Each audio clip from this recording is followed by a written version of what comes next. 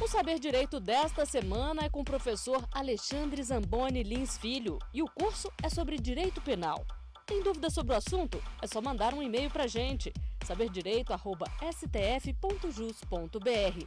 Você também pode estudar pela internet, acessando www.tvjustiça.jus.br. Olá, meu nome é Alexandre Zamboni e com muito prazer eu recebi o convite para vir aqui no programa Saber Direito e falar um pouco sobre direito penal com vocês. Sei que o programa se dirige principalmente a estudantes de direito, claro que isso não exclui os bacharéis, e também aos candidatos a concursos públicos. Bom, o que eu vou tentar aqui, sabendo dessa dicotomia existente hoje no ensino jurídico do Brasil, entre os candidatos que se preparam para concursos e os candidatos que se voltam para as carreiras acadêmicas, eu vou tentar aqui achar um meio termo. Quero registrar o meu prazer de estar aqui, com muita felicidade eu aceitei o convite, agradeço a oportunidade e espero que seja proveitoso para quem assiste a mim a partir deste momento, certo? Bom, a primeira barreira que passou pela minha cabeça quando eu recebi o convite foi na escolha do tema. Sabemos que o direito penal é um tema, é um ramo do direito muito amplo. Nós temos a parte geral, que vai do artigo 1º ao 120. E nós temos também a parte especial, que vai dos artigos 121 até o 352, ok? Dentro deste grande leque de assuntos do direito penal, é muito complicado a gente acabar escolhendo um tema para falar sobre. Até porque ainda temos a legislação penal especial, que são as chamadas leis extravagantes. Lei de drogas, lei de armas, lei dos crimes hediondos. Então, não é uma tarefa fácil escolher um tema. Eu tentei partir do princípio de que, quando se entra na faculdade de Direito, quando se entra no curso de graduação, ao começar a pagar a disciplina Direito Penal, o que acontece é que o aluno começa estudando Direito Penal no seu esforço histórico. Ele vai aprender como surgiu o direito penal, como se evoluiu o direito penal desde a antiguidade até os dias atuais.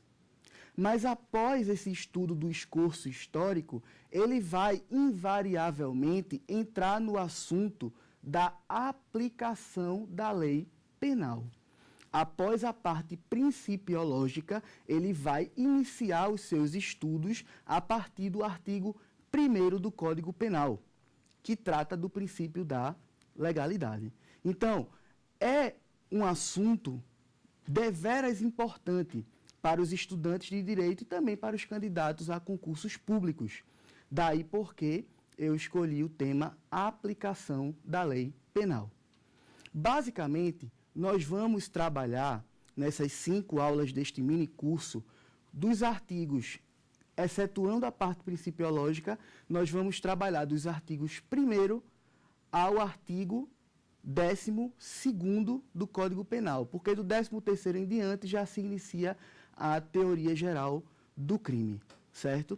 Então vejam, quando a gente fala em direito penal, nós temos que ter na cabeça de que ele parte de um ponto de partida, de um princípio chamado princípio, considerado um princípio matriz, que é o princípio da legalidade.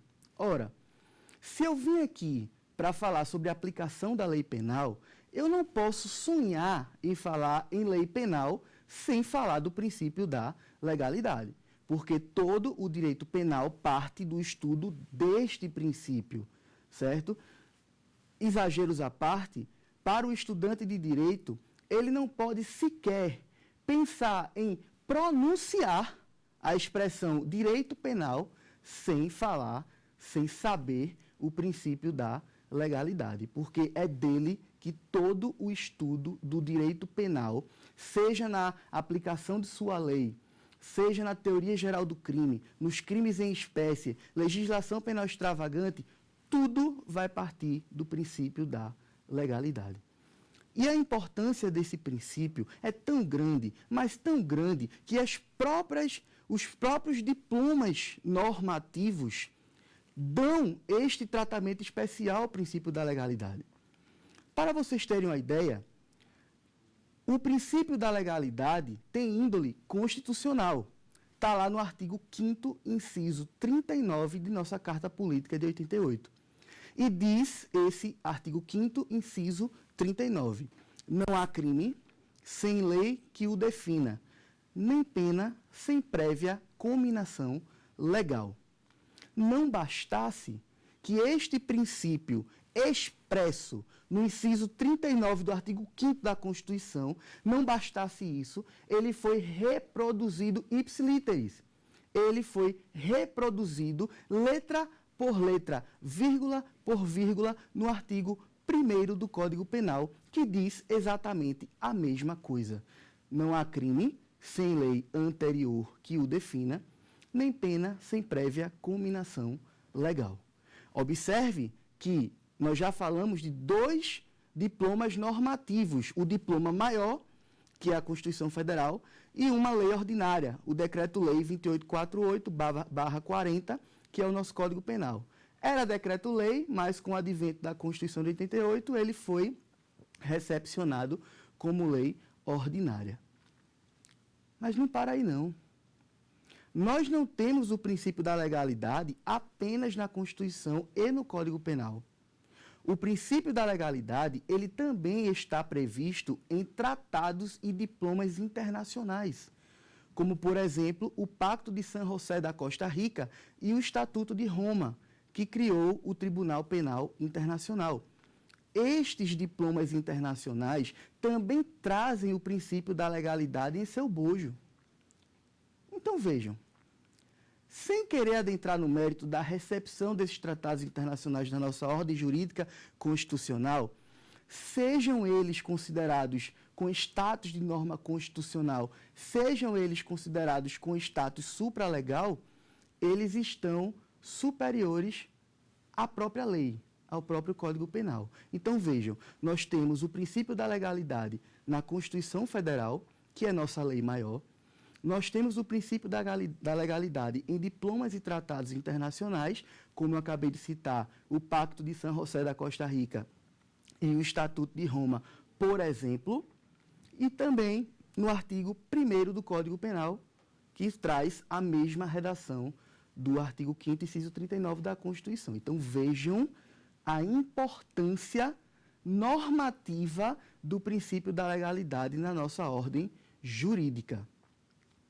Mas o princípio da legalidade, desde sua remota origem na história da humanidade, lá na carta do João Sem Terra, lá por meados dos anos 1200, apesar de toda esta remota origem do princípio da legalidade, desde lá até cá, ele nunca perdeu a sua importância.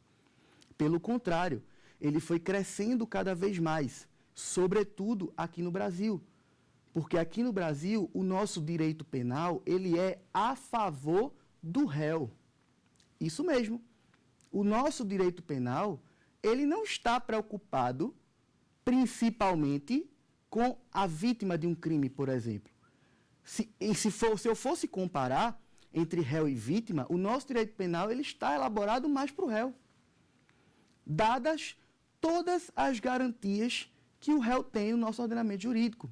Como, por exemplo, duplo grau de jurisdição. E olhe que passa do duplo grau, né? Nós temos aí recursos de recursos de recursos. O uso da analogia, que nós vamos falar mais adiante, não é permitida para prejudiciar, mas se for beneficiar o réu, pode.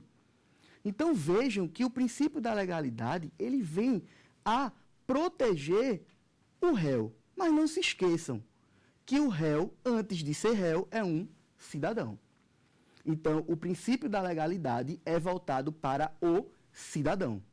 Assim como eu, assim como você. Então, vejam que quanto mais garantias dadas pelo princípio da legalidade aos cidadãos, mais garantismo nós temos na nossa aplicação da lei penal. Ok? Bom, voltando ao princípio da legalidade, ainda vamos falar um pouquinho a mais sobre ele, um pouquinho sendo educado, né? Sendo modesto. Vamos falar muito sobre o princípio da legalidade. Mas vejam, nos dizeres do grande mestre Cláudio Brandão, pernambucano, meu conterrâneo, e maior referência em direito penal, na minha opinião, nos dizeres de Cláudio Brandão, ele diz que o princípio da legalidade serve para proteger o direito penal do próprio direito penal. Vejam que expressão interessante. Proteger o direito penal do próprio direito penal. O que isso quer dizer? Quer dizer que o direito penal, por ser o nosso diploma mais forte, mais coercitivo, que pode restringir a liberdade de um cidadão, que é o segundo bem mais importante do cidadão, fora a vida. E até a vida, o direito penal pode ceifá-la, como, por exemplo, aqui no Brasil nós temos a previsão de pena de morte em caso de guerra declarada. Então vejam que o direito penal pode tirar a vida de uma pessoa. O direito penal pode tolher a liberdade de uma pessoa. O direito penal pode dilapidar o patrimônio de uma pessoa. Então o direito penal, ele é o todo-poderoso, ele é avassalador. Ele pode trazer consequências nefastas na vida de um cidadão sobre o qual ele venha a incidir com seu ius puniendi, com o seu direito de punir. Então, por ser o direito penal tão forte, mas tão forte, nós não podemos deixá-lo ao arbítrio do Estado. Imagine se nós não tivéssemos as garantias que nós temos e que nós vamos ver um pouco mais à frente. Imagine se nós não tivéssemos essas garantias. Se o direito de punir do Estado fosse arbitrário. Seria um caos. Você não teria segurança jurídica. Você não teria, opa, eu não posso fazer isso porque é crime. Hoje você sabe, porque tem lá no Código Penal todas as condutas que são previstas como crime. Você sabe disso. Mas se não tivéssemos essa garantia, por exemplo, de não há crime sem lei anterior, o que aconteceria é que o direito penal ficaria ao arbítrio do Estado. Então isso não pode acontecer. Por isso, a expressão proteger o direito penal do próprio direito penal. Vamos à redação do artigo 1º do Código Penal, que diz, como eu já disse, não há crime sem lei anterior que o defina, nem pena sem prévia culminação legal. A primeira pergunta que se faz é a seguinte: parece-me que nós temos duas garantias já expressas nessa simples redação. Se você me perguntar isso, eu vou dizer, você está correto. Nós temos. Da simples leitura do artigo 1º, nós já temos duas garantias expressas do princípio da legalidade, que é, não há crime sem lei. Não se comina pena sem lei. Isso se chama princípio da reserva legal. Ou seja, o direito penal precisa de lei que define um crime e precisa de lei que comine pena. Essa é a primeira garantia expressa da simples leitura do artigo 1º. A segunda garantia expressa da simples leitura do artigo 1º é o princípio da anterioridade. Ora, não há crime sem lei anterior que o defina, nem pena sem prévia culminação legal. Prévia, anterior, culminação legal. Então, vejam, hoje, você pode fazer, você pode ter uma determinada conduta, uma conduta X, que se hoje uma lei penal não diz que essa conduta X é crime, você pode fazê-la. Se determinada conduta não for prevista na lei como crime, você pode fazê-la sem o medo de sofrer um processo criminal, sem sofrer uma punição. O que não pode acontecer é você praticar uma conduta que hoje não é crime,